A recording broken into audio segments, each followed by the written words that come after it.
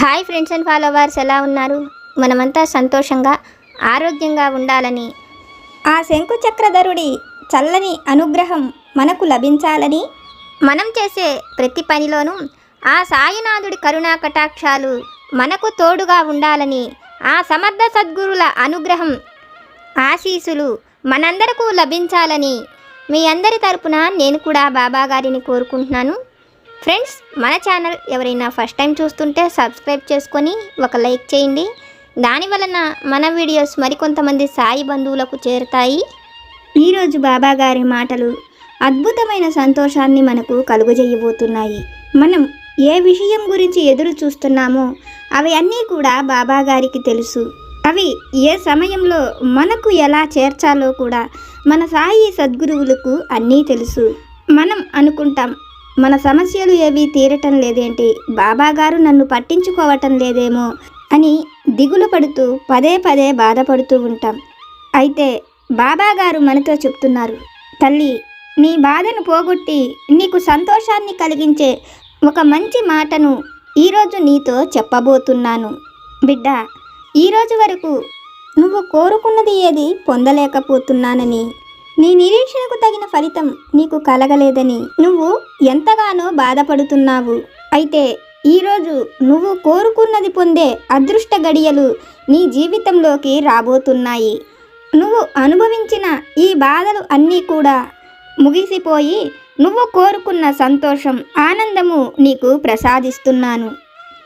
నీ సంకల్పం ఏదైతే ఉందో అది నెరవేర్చుకునేందుకు గట్టిగా ప్రయత్నించు.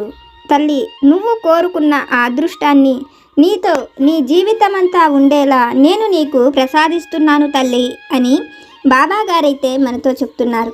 సాధారణంగా మనం మన నిత్య జీవితంలో మనకు ఏది అవసరమో, ఏది కావాలో అది బాబా గారితోనే చెప్పుకొని బాబా గారినే వేడుకుంటాం.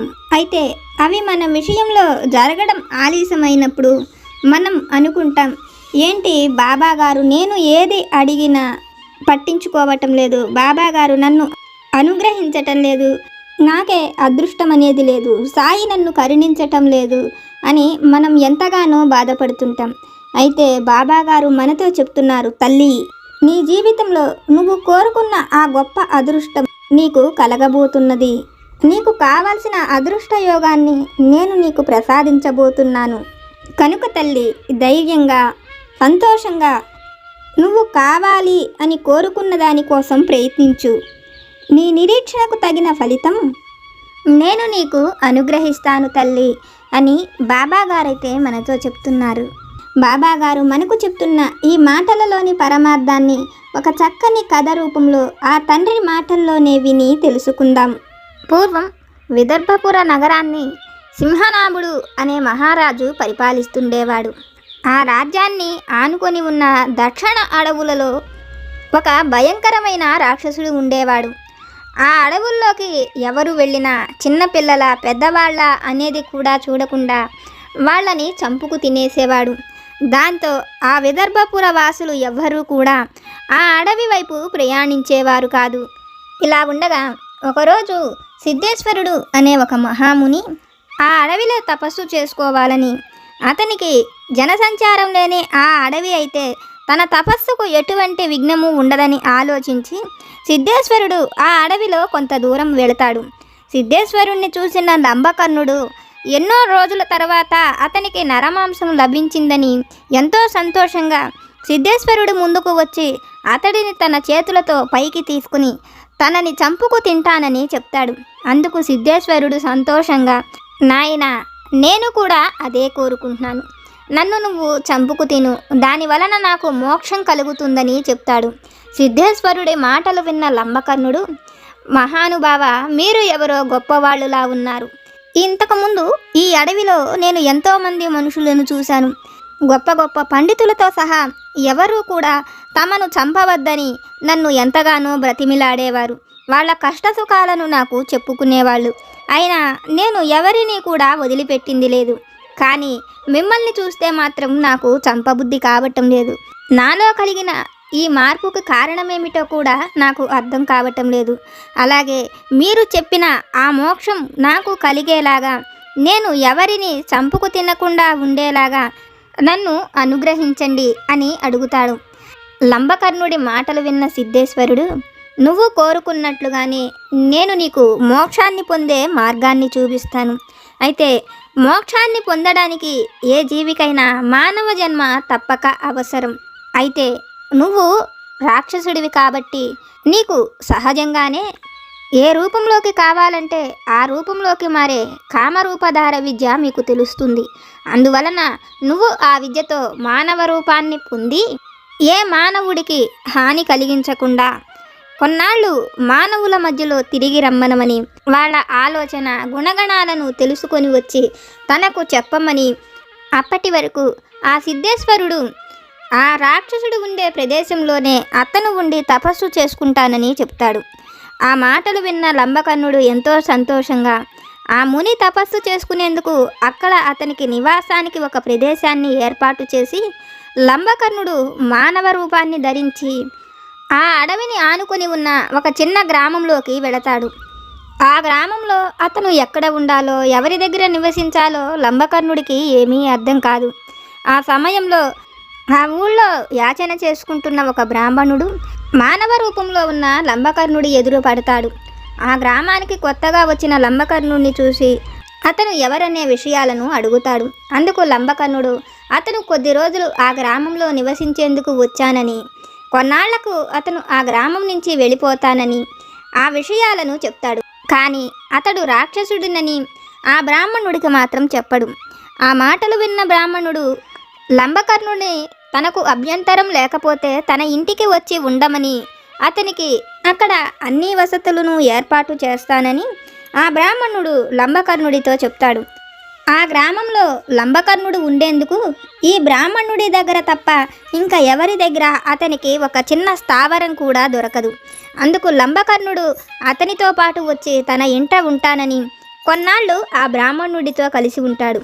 అతను పొద్దున్నే లేచి శివార్చన చేసుకుని యాచనకు గ్రామానికి వెళ్ళి వచ్చి తనకు వచ్చిన దాంట్లో కొంత లంబకర్ణుడికి కూడా ఇచ్చి తినమని చెప్పేవాడు. అయితే లంబకర్ణుడు రాక్షసుడు అవ్వడంతో అతను ఎంత ఈ ఆహారం తిన్నా అతనికి నరమాంసం తిన్నట్లు అనిపించేది కాదు. తన ముందు ఎంతోమంది ప్రజలు సంతోషంగా తిరుగుతున్నా వాళ్ళను ఏమీ చెయ్యలేకపోతున్నానని, ఆ సిద్ధుడు తనను ఎవరినీ కూడా చంపుకు తినవద్దని చెప్పాడని, అతను అలా నడుచుకుంటేనే మోక్షాన్ని పొందే మార్గాన్ని అతడు తెలుసుకోగలనని ఆ సాధువు చెప్పిన మాటలు లంబకర్ణుడికి పదే పదే గుర్తుకు వస్తుంటాయి.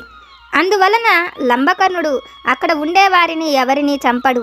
తనకు ఆశ్రయమించిన ఆ మనిషిని కూడా అతను ఎంతో ప్రేమగా చూసుకుంటుంటాడు. కానీ తన ఆలోచన మారటం లేదని తెలుసుకున్న లంబకర్ణుడు సిద్ధేశ్వరుడినే అడిగి తన ఆలోచన మారేలాగా అతను కూడా మనుషుల మధ్యలో ఒక మనిషిలాగా సంతోషంగా జీవించి మోక్షాన్ని పొందాలనుకున్న లంబకర్ణుడు ఆ సాధువు దగ్గరకు వెళ్ళి తాను మోక్షాన్ని పొందాలి అంటే మానవ జన్మ కావాలని, అయితే మనుషుల మధ్యలో అతను నివసించలేకపోతున్నానని, అలా మనుషుల మధ్యలో నివసించేలాగా తనకు నరమాంసం మీద ఆలోచన పోకుండా ఉండేలాగా తను ఏమి చెయ్యాలో చెప్పమని అడుగుతాడు. లంబకర్ణుడి మాటలు విని కొంతసేపు మౌనం పట్టించిన సిద్ధేశ్వరుడు, నాయనా, నీకు నరమాంసం మీద ఆలోచన పోకుండా ఉండాలి అంటే నీకు పూర్తిగా మానవ రూపము, మానవ లక్షణాలు రావాలి. ఈ కామరూప ధారణ వల్ల వచ్చిన మానవ రూపం కనిపించడానికే మానవ రూపంగా ఉన్న నీలో ఉన్న రాక్షస లక్షణాలను అది అదుపు చేయలేకపోతున్నది. అంటే నీలో ఉన్న ఈ రాక్షస లక్షణాలు పోవాలి. అలా పోవాలి అంటే ఎవరైనా ఒక మంచి ఆలోచనలు, తెలివి, జ్ఞానము కలిగిన వ్యక్తినే నువ్వు ఆహారంగా భుజించాలి. అటువంటి లక్షణాలు ఎక్కువగా రాజులకే ఉంటాయి. వాళ్ళు ఎంతోమంది ప్రజలు తమ కష్టసుఖాలను వచ్చే మహారాజులకు చెప్పినప్పుడు వాళ్ళు ఎంతో ఓర్పుగా ఆ కష్టసుఖాలన్నిటినీ విని వాళ్లకు కలిగిన సమస్యలను తీర్చేందుకు ప్రయత్నిస్తారు. కాబట్టి అటువంటి గుణగణాలు రాజులకే ఉంటాయి. సాధారణ మనుషులకు కుటుంబంలో ఉండే సమస్యలనే ఎదుర్కోవడం కష్టమని ఆ విషయాలను లంబకర్ణుడికి చెప్పి, నువ్వు జాగ్రత్తగా ఈ విషయంలో నిర్ణయం తీసుకో. రాజైనా మామూలు మనిషి అయినా ఎవరైనా సరే మంచి లక్షణాలు ఉన్న వ్యక్తిని నువ్వు ఆహారంగా భుజించు. దీనికోసం అవసరమైతే ఒక 4-5గురిని అడిగి వాళ్ళు ఎటువంటి వారో తెలుసుకున్నాకే వాళ్ళని భుజించమని చెప్తాడు. అందుకు లంబకర్ణుడు సిద్ధేశ్వరుడికి నమస్కరించి అతను చెప్పినట్లే చేస్తానని సిద్ధేశ్వరుడితో చెప్పి, లంబకర్ణుడు బాగా ఆలోచించి తనకు ఆశ్రయం ఇచ్చిన ఆ వ్యక్తి ఎంతో ఓర్పు సహనము కలిగినవాడని, అంత దరిద్రంలో కూడా అతనికి ఎంతో మంచితనంగా ఆశ్రయం ఇచ్చాడని, అతడిని తింటే అతని లక్షణాలు తనకు వస్తాయి కదా అని ఆలోచించి కూడా, లేదు అతను నాకు ఎవరు ఆశ్రయం ఇయ్యనప్పుడు అతనే తన ఇంట నాకు ఆశ్రయం ఇచ్చాడు, కాబట్టి అటువంటి వాడిని తినటం వల్ల దైవం నన్ను క్షమించడు, అతను చేసిన ఉపకారానికి బదులుగా అతని దరిద్రం తీరేలాగా నేను అతనికి సహాయపడాలే కానీ అతడిని తినకూడదని అనుకున్న లంబకర్ణుడు అతని దగ్గరకు వెళ్లకుండా మరి కొంతమంది దగ్గరకు వెళ్ళి లంబకర్ణుడికి కలిగిన సమస్యను వాళ్ళతో చెప్పి, నేను ఈ దేశపు మహారాజును తినాలనుకుంటున్నానని చెప్తాడు. అందుకు వాళ్ళు కొంతమంది మహారాజు మంచివాడు కాదని, అతడిని తినటం వల్ల అతనిలో ఉండే లక్షణాలన్నీ లంబకర్ణుడికి వచ్చి ఆ సాధువు చెప్పినట్లుగానే లంబకర్ణుడు ఇంకా పెద్ద ఘోర రాక్షసుడు అవుతాడని చెప్తారు. ఆ మాటలు విన్న లంబకర్ణుడు, మహారాజు మంచివాడు కాకపోతే ఇంత ఓర్పుగా ఇంతమంది జనాన్ని ఎలా పరిపాలిస్తున్నాడు, అతని గురించి మహాముని నాకు అబద్ధం చెప్పడు కదా, ఒకవేళ ముని రాజు అసలు విషయాలు తెలుసుకోకుండా నాకు చెప్పి ఉండవచ్చు, అందుకనే రాజు గురించి అందరినీ కనుక్కున్నాకే నాకు తినమని ముని ముందుగానే హెచ్చరించాడు కదా, కాబట్టి నాకు ఆశ్రయించిన ఆ బ్రాహ్మణుడి దగ్గరకే వెళ్ళి ఈ విదర్భపుర మహారాజు సింహనాభుడి గురించి అడగాలని అనుకొని అతని దగ్గరకు వెళ్ళి బ్రాహ్మడికి అతను ఎవరో జరిగిన అన్ని విషయాలను చెప్తాడు. బ్రాహ్మణుడు అతను చెప్పిన మాటలు విని మొదట అతను రాక్షసుడనేసరికి భయపడ్డ లంబకర్ణుడి ఆలోచనను చూసి లంబకర్ణుడు ముక్తి కోసం ప్రయత్నిస్తున్నాడని తెలుసుకొని లంబకర్ణుడితో, నేను నీకు ఆహారం అయ్యేందుకు నాకు ఎటువంటి సమస్య లేదని, ప్రజలు చెప్పినట్టు మా మహారాజును నువ్వు భుజించవద్దని, అతడిని వదిలేసి నన్ను భుజించమని చెప్తాడు. బ్రాహ్మణుడి మాటలు విన్న లంబకర్ణుడు ఆశ్చర్యపోతాడు. రాజు గురించి అతను తెలుసుకునేందుకు వచ్చిన లంబకర్ణుడితో రాజు సంగతులను వదిలేసి తనను భుజించమంటున్నాడేమిటా అని అనుకుంటాడు. ఈలోపు ఆ బ్రాహ్మణుడి భార్య లోపల నుంచి లంబకర్ణుడు తన భర్త మాట్లాడుకునే అన్ని విషయాలను విని ఆమె బయటకు వచ్చి, నా భర్తను భుజించవద్దు, నాకు ఇంకా వివాహం కావలసిన ఆడపిల్లలు 2 ఉన్నారు, ఆ బిడ్డలకు వివాహం జరిగేంత వరకు ఆ బాధ్యతలు అన్నీ కూడా తండ్రిపైనే ఉంటాయి, కాబట్టి ఆ బిడ్డలకు మంచి వ్యక్తుల్ని వెతికి వివాహం చేయవలసిన బాధ్యత నా భర్త పైన ఉన్నది, కాబట్టి అతని అడుగుజాడలలో నడుస్తున్న నేను కూడా మంచి లక్షణాలు ఉన్న స్త్రీనే, నన్ను నీవు భుజించటం వల్ల నేను వైధవ్యంతో కాకుండా పుణ్యస్త్రీగానే చనిపోతాను, నా బిడ్డలకు అన్యాయం జరగదు, నీ కోరిక నెరవేరుతుంది, నన్ను భుజించమని ఆమె చెప్తుంది. ఈ మాటలను వింటున్న ఆడపిల్లలిద్దరూ లోపల నుంచి వచ్చి, మా తల్లిదండ్రులు చిన్నప్పటి నుంచి కూడా దరిద్రాన్నే అనుభవిస్తూ ఎన్నో కష్టాలను పడ్డారు, ఇప్పుడు మాకు వివాహం చెయ్యాలని కూడా దానికి కూడా ఎన్నో ఇబ్బందులను పడుతున్నారు, తగినంత ధనాన్ని ఇచ్చి మాకు వివాహం చేసే స్తోమత కూడా వాళ్లకు లేదు, కాబట్టి మాలో ఎవరినైనా ఒకరిని భుజించటం వలన మా తల్లిదండ్రులకు ఒక బిడ్డ ఉంటుంది, ఆమెకు వివాహం చెయ్యడానికి వాళ్లకు ఎటువంటి ఇబ్బంది కూడా ఉండదని, అందుకని వాళ్ళల్లో ఒకరిని భుజించమని ఆ ఆడపిల్లలిద్దరూ ముందుకు వస్తారు. అయితే లంబకర్ణుడు మాత్రం వాళ్లకు సహాయం చేసిన ఆ కుటుంబాన్ని ఏమీ చెయ్యనని, తాను ఆ మహారాజునే భుజించాలని అనుకుంటున్నానని, అయితే మహారాజు మంచివాడో చెడ్డవాడో అక్కడికే వెళ్ళి తెలుసుకుంటానని, ఆ బ్రాహ్మణుడు ఇన్నాళ్ళు తనకు ఆశ్రయం ఇచ్చినందుకు తన బిడ్డలిద్దరికీ చక్కటి వివాహాలను జరిపించేందుకు వాళ్లకు ఎంత ధనం అవసరమవుతుందో ఆ ధనమంతటినీ కూడా అతను వాళ్లకు ఇచ్చి అక్కడి నుంచి సింహనాభుడు ఉండే మందిరానికి వెళతాడు. అయితే రాజు మందిరానికి చేరుకోవాలి అంటే ఎంతో కట్టుదిట్టం ఉంటుంది. భటుడుకు తెలియకుండా చీమ కూడా ఆ లోపలికి రాలేదు. అటువంటి రాజ అంతఃపురంలోకి లంబకర్ణుడు వచ్చి రాజు ఎదురుగా నిలబడతాడు. లంబకర్ణుడిని చూసిన సింహనాభుడు, మానవ రూపంలో ఉన్న లంబకర్ణుడు తన మందిరంలోకి ఎలా రాగలిగాడని లంబకర్ణుడిని నిలదీసి అడుగుతాడు. అందుకు లంబకర్ణుడు తన నిజ రూపాన్ని చూపిస్తూ సాధువు చెప్పిన మాటలు, ఊరి ప్రజలు చెప్పిన మాటలు అన్నిటినీ కూడా సింహనాభుడితో చెప్తాడు. లంబకర్ణుడిని చూస్తూ భయంతో వణికిపోతున్న సింహనాభుడు లంబకర్ణుడు చెప్పిన మాటలు అన్నీ విని సాధువు చెప్పిన మాటలు అబద్ధమని, గ్రామ ప్రజలు చెప్పిన మాటలే నిజమని, తాను లంబకర్ణుడు అనుకుంటున్నట్లు ఒక మంచి వ్యక్తిని కానని, ప్రజలను ఎన్నో రకాలుగా ధనం కోసం ఇబ్బంది పెడుతున్నానని, కనపడ్డ ఏ స్త్రీని కూడా అతను విడిచిపెట్టలేదని, తనలో ఒక్క మంచి లక్షణం కూడా లేదని, సాధువులను మునులను కూడా అతను ఇబ్బంది కలిగిస్తున్నానని, అందుకనే సిద్ధేశ్వరుడంతటి గొప్ప ముని కూడా ఆ అడవులకు వెళ్ళిపోయి అక్కడే మోక్షాన్ని పొందేందుకు తపస్సు చేసుకునేందుకు ఒక ప్రదేశాన్ని ఎత్తుక్కున్నాడని ఆ విషయాలను లంబకర్ణుడితో చెప్తాడు.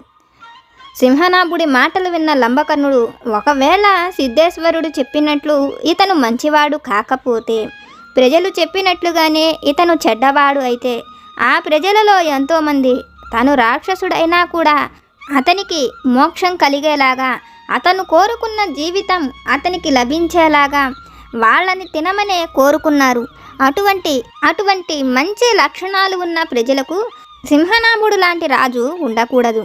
ఒకవేళ రాజు మంచివాడు అయ్యుండి తన ప్రాణాలను కాపాడుకోవడం కోసం అతను అబద్ధం చెప్పి ఉంటే, రేపు అతడిని తిన్న ఇతను కూడా అవసరానికి తగినట్లుగా అబద్ధాలను చెప్పవలసి వస్తుందేమో, అతని లక్షణాలు తనకు వస్తాయేమో. అందువలన సింహనాభుడు ఎట్టి పరిస్థితుల్లోనూ తనకు తినడానికి పనికిరాడని తెలుసుకున్న లంబకర్ణుడు సింహనాథుడితో, నువ్వు చెప్పిన మాటలలో నాకు ఏమాత్రము నమ్మకం కలగలేదు. నువ్వు చెప్పిన మాటలు నాకు నిజమని అనిపిస్తేనే నిన్ను విడిచిపెడతానని చెప్తాడు. అందుకు సింహనాభుడు, నేను చెప్పిన మాటలు నీకు నిజమని అనిపించాలి అంటే నా భార్య లీలావతిని అడుగు. ఆమె ఒకవేళ నేను మంచివాడినని చెబితే నువ్వు తప్పకుండా నన్ను తినవచ్చు, లేదంటే నన్ను తిని కూడా నీకు ఎటువంటి ప్రయోజనం ఉండదని లంబకర్ణుడితో చెప్తాడు. సింహనాభుడి మాటలు విని అతను మంచివాడో చెడ్డవాడో తెలుసుకోవాలనుకుని రాణి లీలావతి దగ్గరకు వెళ్ళి లంబకర్ణుడు తనకు కలిగిన సమస్యను ఆమెతో చెప్తాడు. ఆ మాటలు విన్న లీలావతి, నువ్వు నా భర్తను తినటం వలన ఇప్పుడు ఉండే రాక్షస జన్మ కంటే కూడా నువ్వు ఇంకా క్రూరమైన రాక్షసుడిగా మారతావు. నువ్వు కోరుకున్న మోక్షాన్ని ఏమాత్రము కూడా పొందలేవు. అందుకని ఈ సింహనాభుణ్ణి తినవద్దు. అయితే ఈ సింహనాభుణ్ణి నువ్వు వదిలేయటం వల్ల ప్రజలు ఇంకా ఎన్నో సమస్యలను కూడా అనుభవించవలసి ఉంటుంది. ప్రజలు ఈ నరక బాధల నుంచి తప్పించుకొని సంతోషంగా ఉండాలి అంటే వాళ్లకు నువ్వు చెయ్యగలిగిన సహాయం ఈ సింహనాభుణ్ణి చంపడమే. నువ్వు కూడా మానవ జన్మను పొందుతానన్నావు కదా, ఈ సింహనాభుడి పరిపాలనలో ఉంటే నువ్వు అనుకున్న మోక్షాన్ని పొందలేవు. అందుకని ఈ సింహనాభుణ్ణి చంపేసి అతని భార్యనైన నన్ను తిను. నన్ను తినటం వలన నువ్వు కోరుకున్న మంచి లక్షణాలు ఉన్న మానవ జన్మను పొందడమే కాకుండా మోక్షాన్ని కూడా పొందగలుగుతావని రాణి లంబకర్ణుడితో చెప్తుంది. రాణి మాటలు విన్న లంబకర్ణుడిలో ఆవేశం పెరిగి తను ఒక పెద్ద పర్వత శిఖరమంతా రాక్షస రూపాన్ని పొంది అక్కడే నిలబడి ఉన్న సింహనాభుణ్ణి ఒక చిన్న బఠానీ గింజలాగా తన నోట్లో వేసుకుని కరకరమని నవిలేస్తూ అక్కడ నుంచి పెద్ద వికృత ఆకారంతో అరుపులతో అక్కడ మాయమయ్యి సిద్ధేశ్వరుడి ఎదుట నిలబడతాడు. ఏడుస్తూ అతను చేసిన పనిని సిద్ధేశ్వరుడికి చెప్పి తనకు ఇక మంచి మానవ రూపం రాదని, తను ఎప్పుడు ఆ రాక్షస రూపంలోనే ఉండిపోవలసి వస్తుందని బాధపడుతూ చెప్తాడు. అతని మాటలు విన్న సిద్ధేశ్వరుడు అతనితో నవ్వుతూ, నువ్వు చేసినది ప్రజలకు ఎంతో ఉపయోగకరమైన మేలైన పనే. ఎందుకంటే నీకు ఆశ్రయం ఇచ్చిన ఆ బ్రాహ్మణ కుటుంబం ఎంతో మంచిది. వాళ్ళంతటా వాళ్ళే నిన్ను తినమని అడిగినా వాళ్ళు నీకు ఆశ్రయం ఇచ్చారు కదా అనే కృతజ్ఞతతో వాళ్లను చంపి తినకపోగా వాళ్లకు సహాయం చేశావు. నా మాట పైన నమ్మకంతో ఆ రాజు నిజంగానే మంచివాడా కాదో తెలుసుకునేందుకు వెళ్ళి ఈ రాజు ఎంతో దుర్మార్గుడని తెలిసి కూడా ప్రజల కష్టసుఖాలను విని నీకు మేలు జరగకపోయినా పర్వాలేదని ఆలోచించి ప్రజలంతా సంతోషంగా ఉండాలి అనే ఆలోచనతో అతడిని తిన్నావు. కాబట్టి ఆ క్షణమే నీలోని ఆ రాక్షస లక్షణాలు అన్నీ పోయి నీకు జ్ఞానాన్ని పొందేందుకు కావలసిన మంచి చెడులను తెలుసుకునే ఆలోచన వచ్చిందని, ఈ క్షణమే నువ్వు శాశ్వతంగా మానవ రూపంలోకి మారిపోతావని, ఇంకా ఎప్పుడూ కూడా ఏ మనిషికి నువ్వు హాని చెయ్యవని తన కమండలంలోని నీటిని తీసి లంబకర్ణుడి మీద చల్లుతాడు. లంబకర్ణుడు కోరుకున్నట్లే తనకు మంచి మానవ రూపం వస్తుంది. సిద్ధేశ్వరుడు లంబకర్ణుడిని తన వెంట పెట్టుకొని మహారాణి లీలావతి దగ్గరకు వెళ్ళి ఆమె కుమారుణ్ణి ఆ రాజ్యానికి రాజుగా అభిషేకించి శాశ్వత మానవ రూపాన్ని పొందిన లంబకర్ణుణ్ణి అతనికి మంత్రిగా నియమించి లంబకర్ణుడితో నలుగురికి మేలు చేసే ఏ పని అయినా మనకు ముక్తికి మార్గాన్ని చూపిస్తుందని, నువ్వు ఇప్పుడు నీ ఆలోచనలతో ఇక్కడ ఉండే ప్రజలకు మంచి చెయ్యమని, దాని వలన నువ్వు కూడా మోక్షాన్ని పొందుతావని లంబకర్ణుడితో చెప్పి సిద్ధేశ్వరుడు అక్కడ నుంచి తపస్సు చేసుకునేందుకు అడవికి వెళ్ళిపోతాడు. మోక్షాన్ని పొందాలి అంటే మానవుడు ఏం చెయ్యాలో ఆ విషయాలను లంబకర్ణుడికి సిద్ధేశ్వరుడు చెప్పిన విధానము తెలుసుకున్న లంబకర్ణుడు మోక్షం పొందాలి అంటే ఆ దైవాన్ని మనం ఉండే ఏ ప్రదేశంలో అయినా ఆరాధించవచ్చని, నలుగురికి సేవ చెయ్యటంలోనే మనకు కూడా మేలు కలుగుతుందని, మనం కోరుకున్నది ఏదైనా అది మోక్షమైన మరి ఏదైనా మనం దానిని పొందగలమని లంబకర్ణుడికి అర్థమవుతుంది. తల్లి, ఇది విన్న నీకు నేనేమి చెప్పాలనుకుంటున్నానో అర్థమైంది కదా. నాపై నమ్మకంతో దైవం నీకు తోడున్నది అనే సంకల్పంతో నువ్వు చేసే ఏ పని అయినా నువ్వు కోరుకున్న దానిని నీకు అనుగ్రహిస్తుంది. అది నువ్వు కోరుకున్న వ్యక్తితో నీ జీవితమైన, ఉద్యోగమైన, నీ భర్తతో సంతోషకరమైన జీవితమైన, తల్లి నువ్వు కావాలని కోరుకుంటున్న సంతానమైన, గృహమైన, ఆరోగ్యమైన, నువ్వు కోరుకున్నది ఏదైనా నాపై నమ్మకంతో అనుగ్రహంతో నువ్వు పొందే రోజు రాబోతున్నది అని ఈరోజైతే బాబాగారు ఒక చక్కని సందేశాన్ని మనకు అనుగ్రహించారు. ఫ్రెండ్స్, బాబాగారు మనకు చెప్పిన ఈ విషయాలను విన్నారు కదా. బాబాగారి వాక్కుల వలన మనం తెలుసుకున్న ఈ విషయాలు కనుక మీకు నచ్చితే లైక్ చేయండి, షేర్ చేయండి. మీకేమైనా సమస్యలు కనుక ఉంటే నాకు కామెంట్ సెక్షన్లో పెట్టండి. నేను పూజ చేసుకునేటప్పుడు మనందరి సమస్యలు తీరాలని, మన అందరి కోరికలు నెరవేరాలని మీ అందరి తరపున నేను కూడా బాబాగారిని కోరుకుంటాను. నాకు తెలిసిన పరిష్కారాలను కూడా చెప్తాను.